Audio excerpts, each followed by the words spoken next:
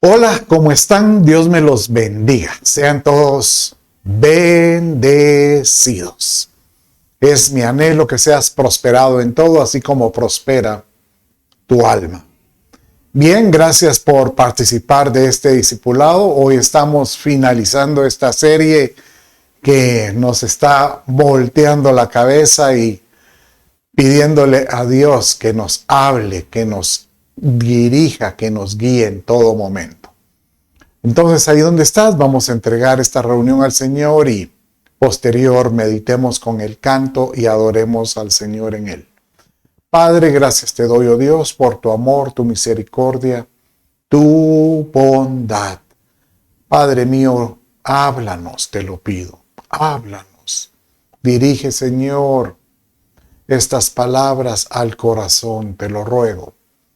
Desde ya, Señor, te adoramos en el nombre de Jesús, tu Hijo. Amén, amén y amén. Cristo Jesús, eres mi plenitud. Cristo Jesús, eres mi plenitud. Cristo Jesús, eres mi plenitud. Cristo Jesús, eres mi plenitud. Cristo Jesús, eres mi plenitud. Cristo Jesús, eres mi plenitud. Cristo Jesús, eres mi plenitud. Cristo Jesús, eres mi plenitud. Si te tengo a ti, lo tengo todo, mi amado, mi tesoro. Fuera de ti, nada deseo, Señor. Si te tengo a ti, lo tengo todo, mi amado, mi tesoro. Fuera de ti, nada deseo, Señor. Si te tengo a ti, lo tengo todo, mi amado, mi tesoro. Fuera de ti, nada deseo, Señor. Si te tengo a ti, lo tengo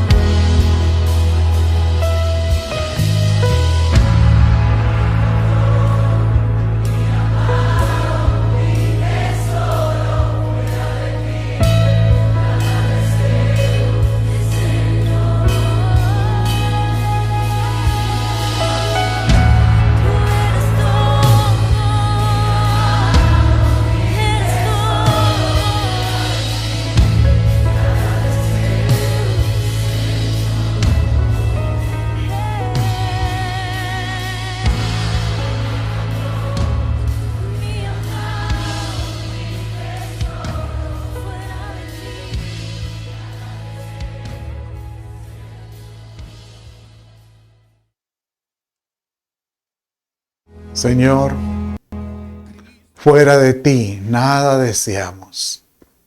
Que seas tú quien nos llene, nos dé de su plenitud.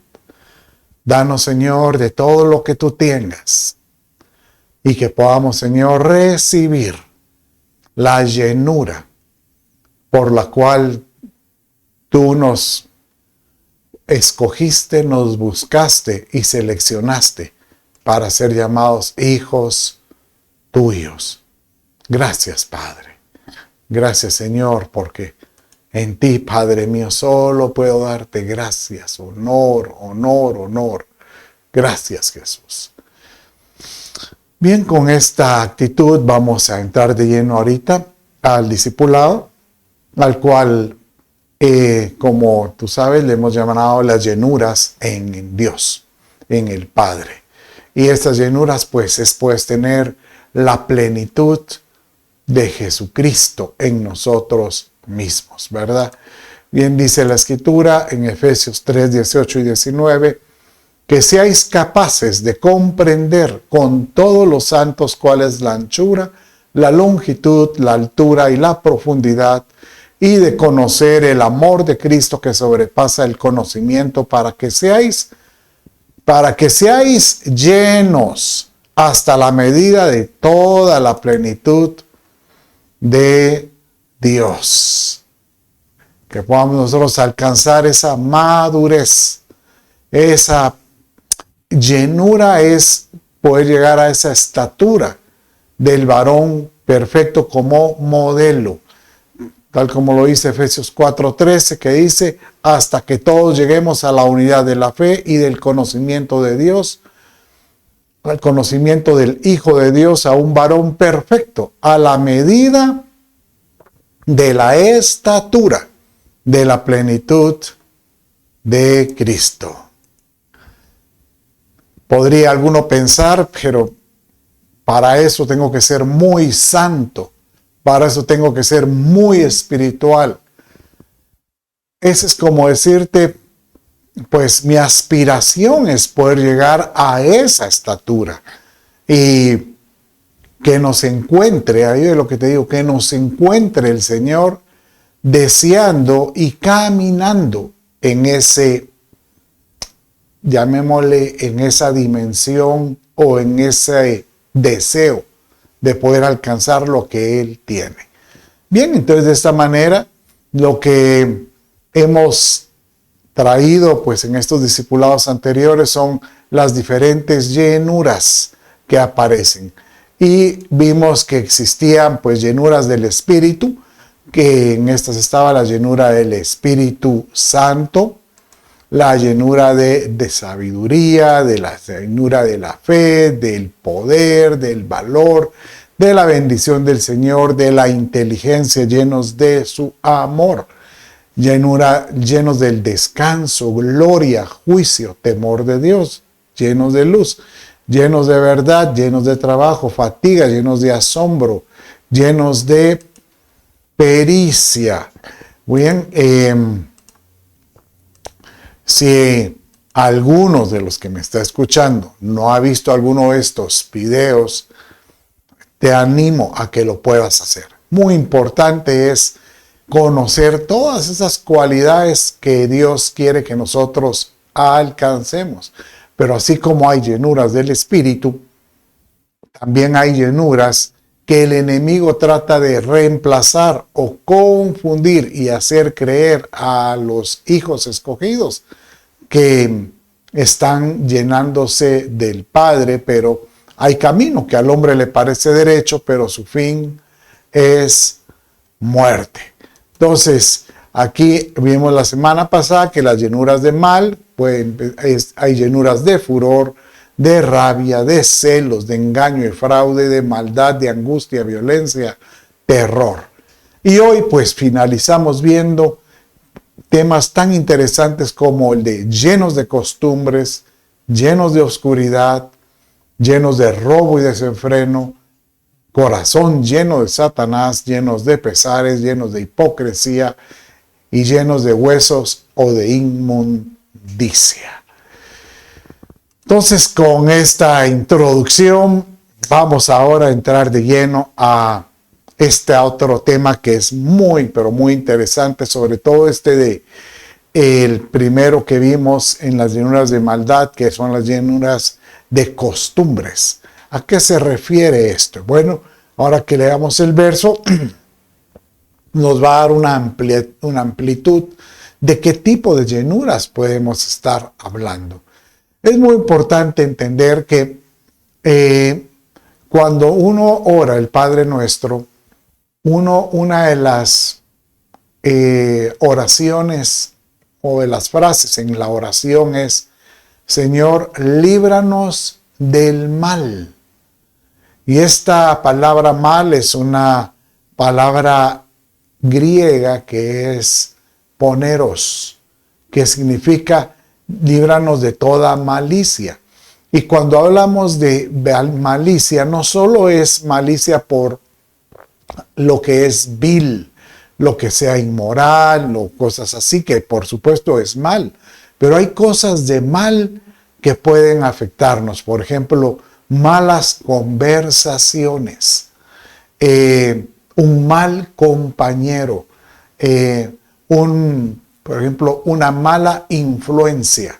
Entonces hay llenuras que pueden de alguna manera perjudicar el nivel espiritual o el crecimiento que nosotros queremos. Y una de estas, de estos versos que vamos a ver hoy es esta de las costumbres o tradiciones. Entonces, dice Isaías capítulo 2, verso 6 de esta manera: ciertamente has abandonado a tu pueblo, la casa de Jacob. Y está pues hablando el profeta al Señor, porque están llenos de costumbres del oriente. Son adivinos como los filisteos y hacen tratos con hijos de extranjeros. Bueno, entonces cualquiera diría, y bueno, ¿qué es esto de las costumbres del oriente?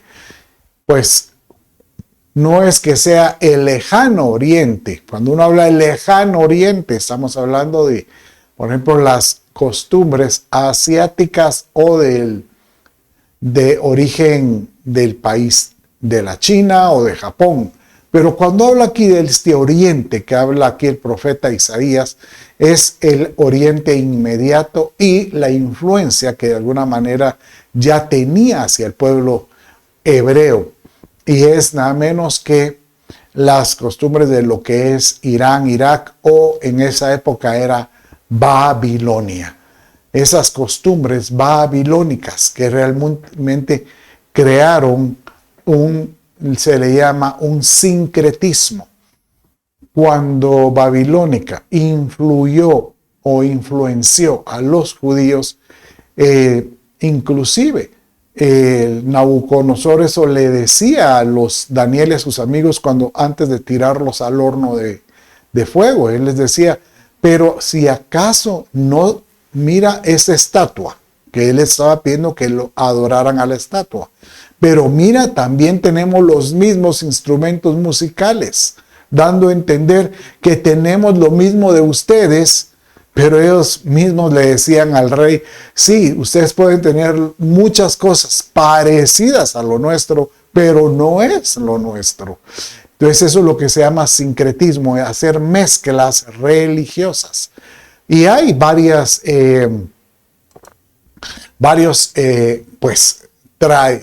ya nos hemos traído hasta la fecha muchos de estos efectos de este sincretismo.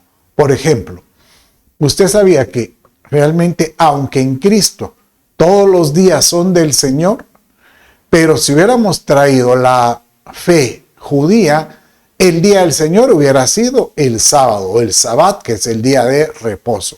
Entonces uno dice, pero ¿de dónde salió el domingo? Porque los babilónicos tenían el domingo como el día del festejo a sus dioses. Por eso es que en inglés se dice la palabra Sunday. Y Sunday, si usted lo traduce al español, es el día del sol. Ellos adoraban al sol. Y el sol era la figura de muchos, pues por eso de aquel ser que nació de una virgen. Entonces ahí mezclaron también de que por medio de la virgen era la única forma de adorar, y que estaba Dios y estaba la virgen, ¿verdad? Como si fueran en el mismo paralelo, en el mismo nivel. Y obviamente el Señor dice que el único camino para llegar al Padre es por medio de Jesucristo.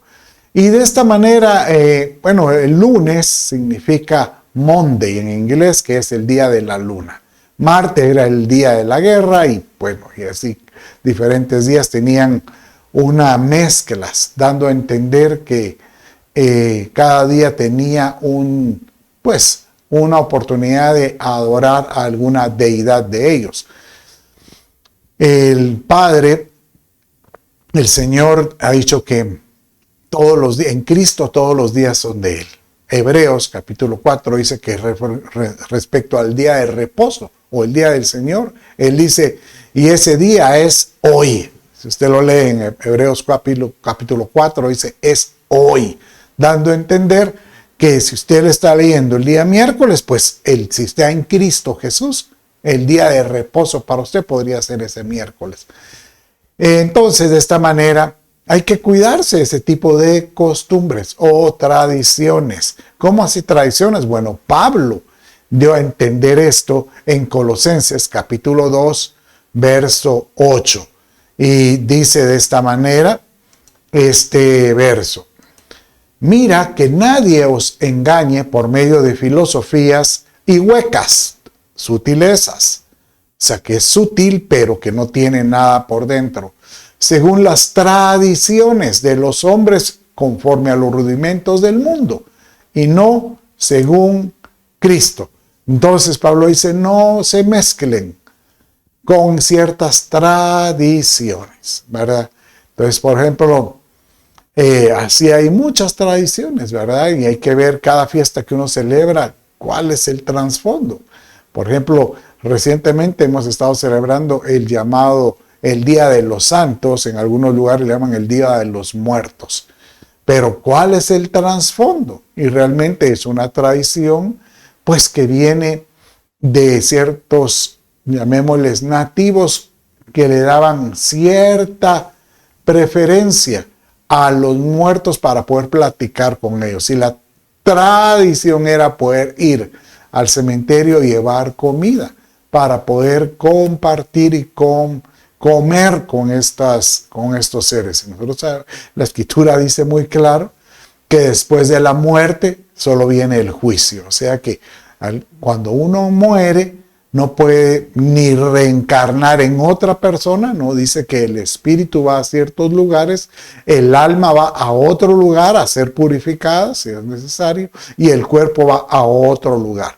Y no va a ser sino hasta en el día postrero, en el día de la resurrección, que se unen los tres para presentarse ante Cristo, para recibir, si son cristianos, el juicio, para encontrar realmente su posición final de estadía, ¿verdad?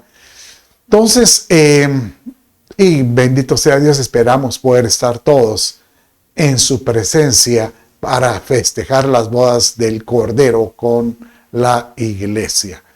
Por supuesto que Dios sabía que había muchas tradiciones que había que abstenerse a imitar. Por ejemplo, cuando él sacó al pueblo de Israel, los israelitas de Egipto, él les dice, tengan cuidado, porque durante su caminata a la tierra prometida ya hay ciertas tradiciones, ciertos hábitos que realmente no son agradables a mí, sino ante los ojos de Dios eran abominación. Por ejemplo, dice Deuteronomio 18, 9, 11, cuando entres en la tierra que el Señor Dios te da, no aprenderás, mire cómo dice, no aprenderás a hacer de las cosas abominables de esas naciones. No sea hallado en ti nadie que haga pasar a su hijo o a su hija por el fuego.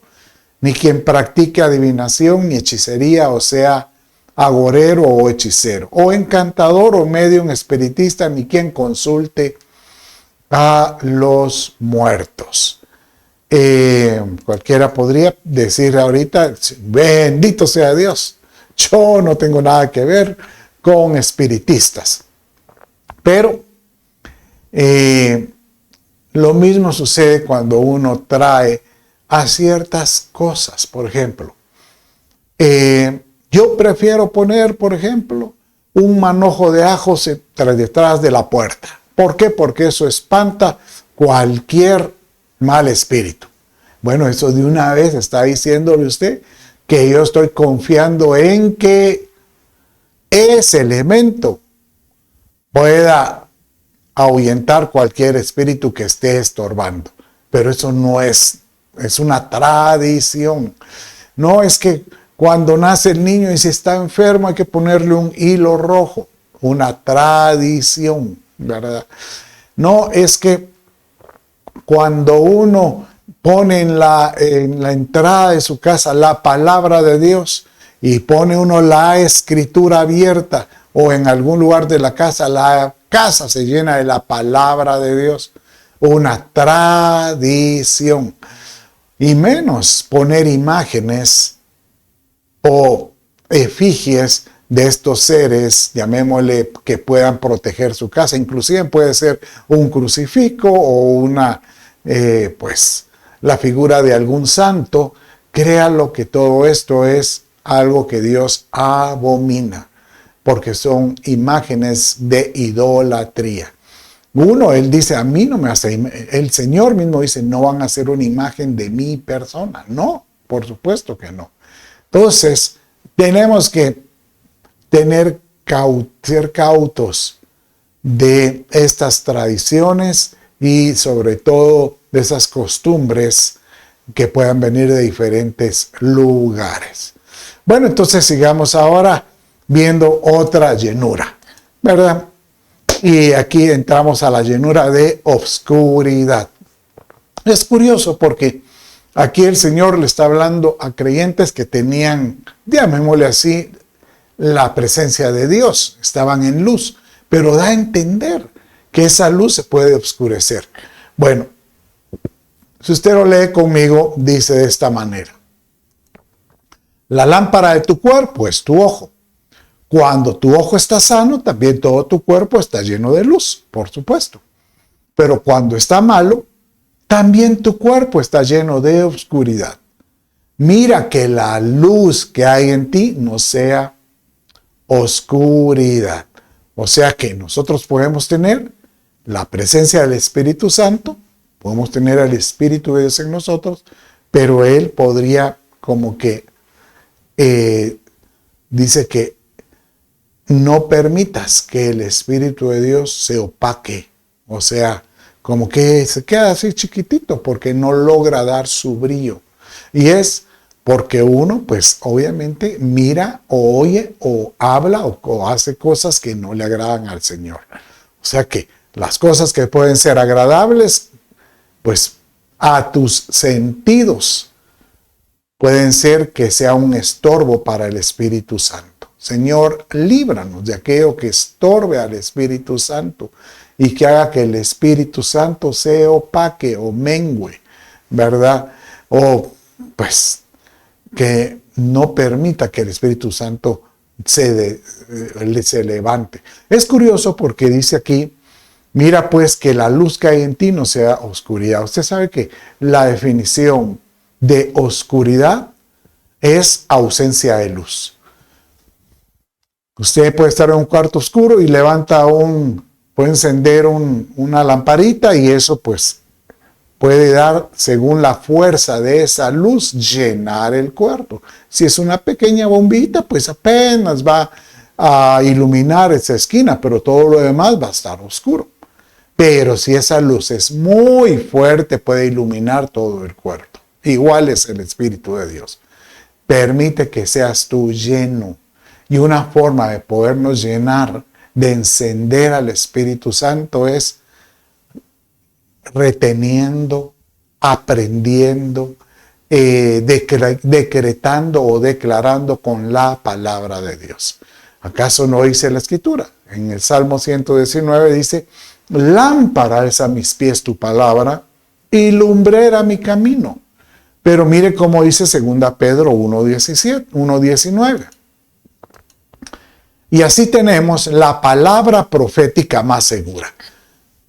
Mire, es interesante. Voy a explicar esto de la palabra profética.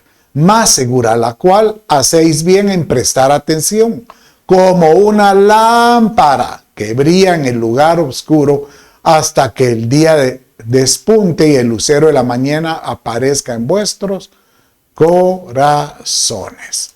Bueno, entonces, usted dirá, es que yo recibí de alguna persona, o una persona con el don de profecía, una palabra profética. No, por el verso que acabamos de leer, la palabra profética más segura es la Escritura. Entonces, si usted lee alguna porción de la Escritura que lo hace clic y usted dice, yo creo esa palabra, yo sé que Dios me está hablando, es como que se convirtiera en tu vida una palabra de profecía. Señor, yo creo toda esa promesa. Tú me has dicho que yo voy a ser bendecido, pues yo lo creo, yo lo decreto, yo camino sobre esa bendición. Ahora, si viene alguna persona y tiene el don de profecía, entonces esta persona, si te declara algo, es lo que va a estar dándote es una palabra de profecía, pero no una palabra profética. La palabra profética es lo que ya está escrito, lo que ya está en la Escritura. Y una palabra de profecía, pues es aquello que alguien puede, pues una profecía que te den, ¿verdad? Ya sea de lo que viene o de lo que estás atravesando y la promesa que Dios quiere darte en ese sentido, ¿verdad? Entonces, de esta manera, vemos que la palabra profética más segura es la palabra o la Escritura que nos saca de cualquier oscuridad. Bueno, pero ahora miremos otro concepto o otra llenura, llenos de robo y desenfreno. Es curioso porque el verso que vamos a leer está en Mateo 23. Cuando el Señor, en este verso, Él se estaba dirigiendo a religiosos de la época, oye, a las personas espirituales de esa época. Igual ahora pueden levantarse algunos espirituales, pero ¿qué hay que hacer, Señor? Ayúdame a discernir o a examinar. Y a ellos les declaraba siempre, ay de vosotros escribas y fariseos. Y utilizaba esta palabra, hipócritas. Y sabe una cosa, que solo en el capítulo 23, en esa porción, él declara 7 veces escribas y fariseos hipócritas. Y 9 veces la palabra hipócritas, ¿verdad? O sea que para el Padre, realmente la hipocresía, ¿qué significa la hipocresía? Aquel que muestra una fachada, pero en el interior tiene otra intención.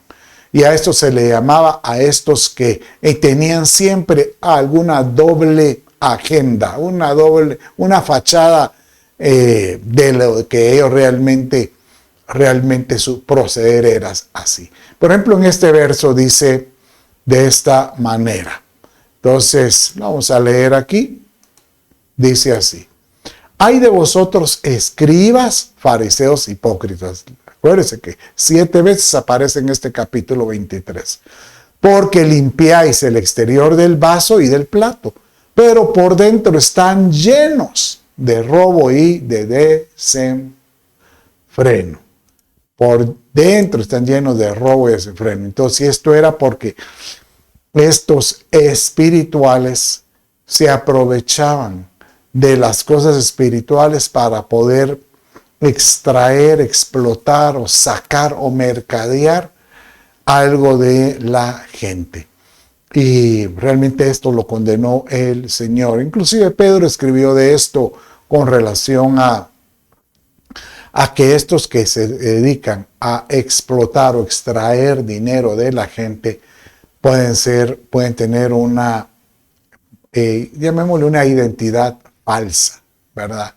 Dice en 2 Pedro 1:3 de esta manera: pero hubo también falsos profetas entre el pueblo, como entre nosotros, falsos maestros, que introducirán encubiertamente herejías destructoras y aún negarán al Señor que los rescató, atrayendo sobre sí mismos destrucción repentina. Y después dice en el verso 3: y por avaricia harán mercadería de vosotros con palabras fingidas. Por avaricia, ¿verdad? Que la verdad que es fuerte. Por razón el Señor vino y dice que Él agarró cuerdas y empezó a golpear a estos que estaban en el altar del Señor, porque estaban mercadeando con las cosas que el pueblo llegaba con un sentido honesto para poderse presentar delante de Dios, y estos los engañaban con otro tipo de mercadería, ovejas pues manchadas de esta manera. Pero aquí estamos hablando de también falsos maestros, falsos profetas, y hay que tener cuidado de esto. Bueno, sigamos. Lleno de pesares. Este es un verso muy lindo, porque ¿quién no tiene algún pesar? ¿Qué es un pesar? Bueno, dice: ningún daño sobreviene al justo, mas los impíos están llenos de pesares. ¿Cuál es la diferencia del impío y del justo? Es que el justo es aquel que ha sido justificado. Si es en el Nuevo Testamento, ha sido justificado por Cristo Jesús. Él nos limpió y Él nos redimió de todo pecado. Pero el impío es aquel que conoció las verdades de Dios y caminó inclusive en estas verdades o en esta redención, pero le dio la espalda. Y aquel que le da la espalda al Señor, tenga por seguro que no le va a ir nada bien, ¿verdad? Porque el Señor se entrega a aquel que le ama. Pero aún, ¿sabes qué? Aún yo veo que Dios es tan misericordioso que aún aquel que se aleja de Él, Él trata de atraer. Pero aquel que se aleja hablando mal, yo creo que Él se retrae. Y por eso es que le suceden a estos algunas cosas que no son dignas, pesares que da pesar. Algún cristiano me dirá ahorita: pero mire, yo estoy llevando pesar y quiere decir que soy impío. No, Dios a veces permite que nosotros pasemos pruebas o tribulaciones con el afán de acercarnos más a Él. Pero yo quiero decirte que si tú estás atravesando alguna aflicción, dice el Salmo 34:19, muchas son las aflicciones del justo, pero de todas ellas lo libra el Señor. De toda aflicción que tú tengas, el Señor te va a librar. Y Él nos va a dar descanso. ¿Quién? Jesucristo. Él lo dice en Mateo 11:28. Vengan a mí, venid a mí todos los que estáis cansados y cargados, y yo os haré descansar. Tú que me estás escuchando, si tú has estado atravesando algún pesar, alguna carga por algo, hoy es un día que le puedes decir: Señor, yo quiero descansar en ti. Quiero aprender a reposar en ti. Quiero, Señor, quitarme todo esto que me estorba y no me permite acercarme a ti. Y quiero llenarme de ti. Entonces, de esta manera nos liberamos de todo pesar. Bueno, pero ahorita ya vamos a entrar ya casi en la recta, conociendo un poco más acerca de, pues, de los que han buscado a Dios, pero realmente se contaminan. Y este es el corazón lleno de Satanás. Y esto se lo dijo Pedro a unos creyentes, pero empezaron ellos a crear o a formular sus propios, llamémosle, forma de estar satisfechos ante Dios. Pedro le decía a Ananías y a Zafira, que era su esposa: ¿Por qué ha llenado Satanás tu corazón para mentir al Espíritu Santo y quedarte con precio del terreno? Y usted dirá, ¿y qué hicieron ellos de mal? Bueno, lo que pasa es que cuando comenzó la iglesia, hubo un boom y muchos se acercaron y fueron tocados por el Espíritu de Dios. Y todos empezaron a decir, queremos aportar de lo que tenemos. ¿Para qué? Para que se esparza este precioso mensaje del Evangelio. Y estos Ananías y Zafira vinieron y ellos se comprometieron a decir, vamos a dar una propiedad. Y lo más conveniente para el que era, en este caso, el líder de ellos, que era Pedro, él les dijo, bueno, ¿saben qué?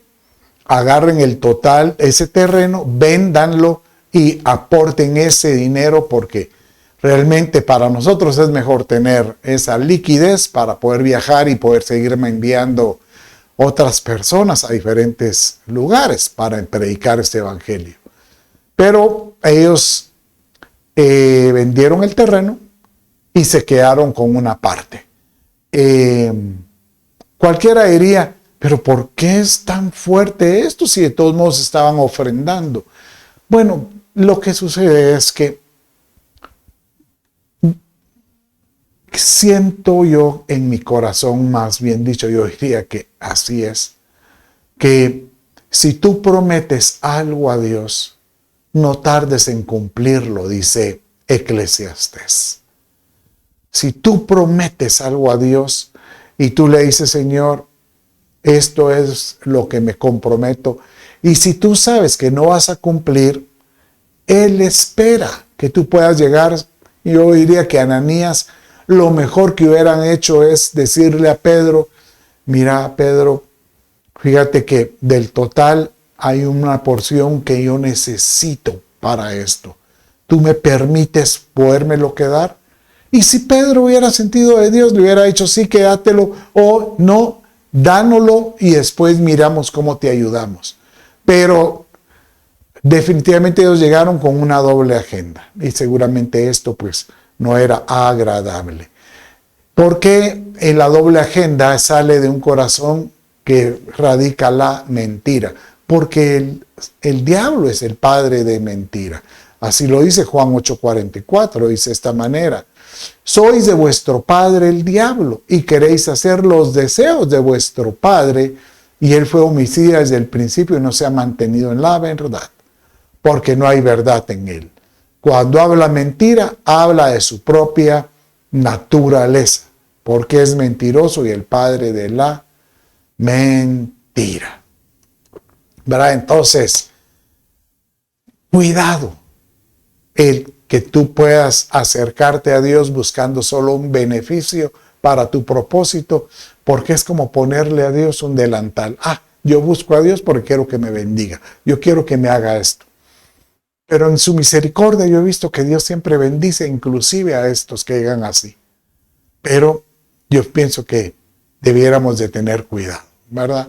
Bueno, miremos esta otra, porque obviamente con la mentira o el corazón contaminado puede venir la hipocresía. Y acuérdense que hablamos en Mateo 23, que 7 veces Él les decía de esta manera, hay de vosotros escribas y fariseos hipócritas. Así también vosotros por fuera parecéis justos a los hombres, pero por dentro estáis llenos de hipocresía y de iniquidad. Hipocresía. Realmente el llegar ante Dios con manos alzadas, ¿sabes qué significa? Señor, yo me rindo a ti. No tengo nada que ocultar. No tengo una doble agenda. Yo quiero estar mejor ante ti transparente.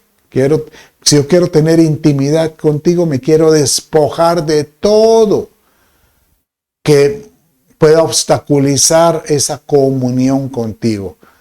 No quiero llegar con un pensamiento y haciendo otras cosas y realmente eso tú no le agradas, a tu nombre no le agrada la hipocresía.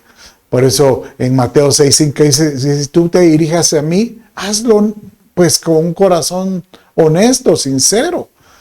Porque Jesús les decía, cuando oréis, no seas como los hipócritas, porque ellos aman el orar en pie en las sinagogas, en las esquinas de las calles para ser vistos por los hombres. Señor amado, que seamos transparentes. Di conmigo, que pueda ser transparente ante Dios. Es mejor ser honesto y Señor, hice esto, hice lo otro, perdóname, ten misericordia de mí. Y de esta manera tu oración pues es escuchada y no tiene estorbo, ¿verdad? Bueno, miremos, si hay un juicio al hipócrita, esto es muy importante, porque dice que aquellos que han vivido con doble agenda, con una fachada, con maquillaje, llamémosle así, en el juicio final, ante el tribunal de Cristo, Dios los va a juzgar fuertemente, o el Señor. Porque dice Mateo 24, 50, 51 de esta manera. Mire cómo dice. Vendrá el Señor de aquel siervo el día que no lo espera. O sea, aquí está hablando cuando venga el Señor. Y a la hora que no sabe. ¿Y qué? Y lo azotará severamente al hipócrita y le asignará un lugar en los hipócritas. Y ahí será el llanto y crujir de dientes. O sea que aquellos que tuvieron una agenda en su corazón van a tener que ser purificados o enviados a un lugar. No van a perder salvación, pero sí van a ser purificados. Porque el Señor es como aquellos cuando el Señor les decía, vendrá aquel día, en Mateo 20 dice, que algunos de ustedes me dirán, Señor, Señor, pero si en tu nombre echábamos fuera demonios, en tu nombre hacíamos milagros, en tu nombre profetizábamos. Y el Señor te dirá, apártense de mí, hacedores de iniquidad, porque ustedes no me conocieron. O realmente no hubo una comunión, no hubo algo que realmente nos permitiera acercarnos a Dios, a amarlo tal como Él es, ¿verdad? Bueno, ya estamos por finalizar. Y el último, bueno, creo que es el penúltimo, dice, el último es llenos de hueso y de inmundicia, ¿verdad? Y nuevamente, Mateo 23 dice de esta manera. Ay de vosotros, escribas y fariseos e hipócritas. 7 veces les dice esto en este capítulo. Porque sois semejantes a sepulcros blanqueados. Por fuera lucen hermosos, pero por dentro están llenos, ¿qué dice? Llenos de inmundicia. Llenos de inmundicia. Mira,